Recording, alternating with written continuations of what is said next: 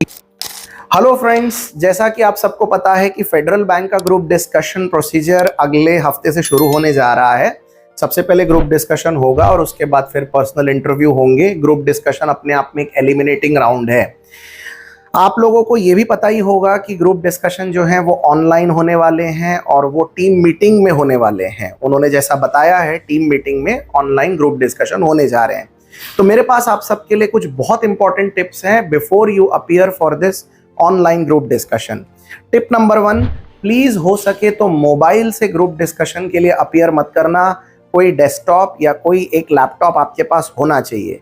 ये कंपलसरी नहीं है, लेकिन अगर पॉसिबल है तो जरूर लैपटॉप या डेस्कटॉप से ही ग्रुप डिस्कशन के लिए अपीयर करें।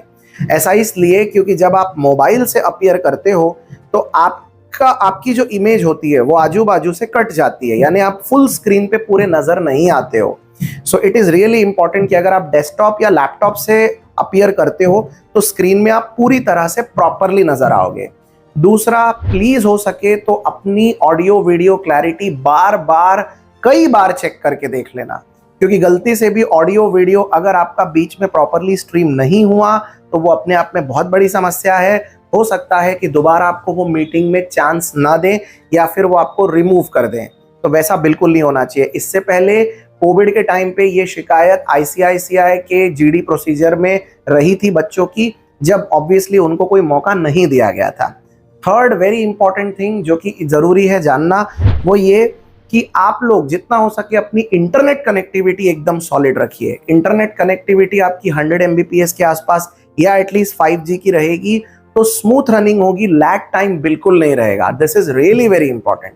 चौथी सबसे इंपॉर्टेंट बात, जहां पर भी आप बैठे हो, जिस लोकेशन से आप उस दिन ऑनलाइन आओगे, मेक श्योर कि वो जगह कंप्लीटली पीसफुल हो, वहां आजू बाजू किसी प्रकार का कोई शोर ना हो। सड़क से चलती हुई गाड़ियां, छोटे बच्चों के खेलने या रोने की आवाजें, इस तरह से बिल्कुल नहीं होना चाहिए। इन दिनों जो मैं सेशन ले रहा हूं, ये बातें मैं हमेशा स्टूडेंट्स को बताता हूं और बार बार स्टूडेंट्स ये गलतियां करते हैं, तो ये मत करना। कभी कभी बच्चे क्या करते हैं, जीडी का टाइम हो गया और किसी कार के अंदर बैठ के जीडी के लिए अपीयर करते हैं। इस तरह का कोई स्टंट मत देना। प्रॉपरली एक कमरे में किसी टेबल चेयर पे बैठकर ही आप जीडी प्रोसीजर के लिए अपीयर करें। Last, one more very important thing is, जब आप जीडी दे रहे हो, मेक श्योर कि उजाला, कमरे के अंदर जो लाइट है वो आपके चेहरे पे सामने से आ रही हो। लाइट पीछे से बिल्कुल नहीं आनी चाहिए।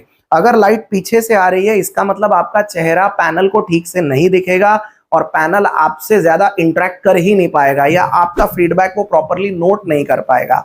इसीलिए मेक श्योर कि जहां पर भी आप बैठे हो वहां सामने से उजाला आना चाहिए, तब आपका चेहरा प्रॉपरली नजर आएगा और आप सफिशिएंटली दिखाई दे रहे होंगे वहां पर। तो these are the instructions which are extremely important. इसके अलावा आपको ऑलरेडी पता है कि सारी की सारी जीडी इंग्लिश में होने वाली है, इसलिए इंग्लिश की जम के प्रैक्टिस करिए। 3 घंटे कम से कम रोजाना न्यूज़पेपर रीडिंग करिए। अपने फ्रेंड सर्कल में इंग्लिश में बात करिए ताकि उस दिन आपको आसानी हो। फिर एक और इम्पॉर्टेंट चीज ये भी है कि ऑर्गेनाइजेशनल जीडी होने वाली है, या किसी एक बैंक के अंदर की सिचुएशन के ऊपर जीडी होती है आमतौर पे उनकी, तो उससे रिलेटेड प्रैक्टिस ज्यादा से ज्यादा करनी चाहिए। और आपका ग्रुप साइज लगभग 10 स्टूडेंट्स का हो सकता है और आपको आधे घंटे का वक्त भी मिल सकता है, तो उसके लिए भी आपको एक अच्छी प्रैक्टिस करनी चाहिए।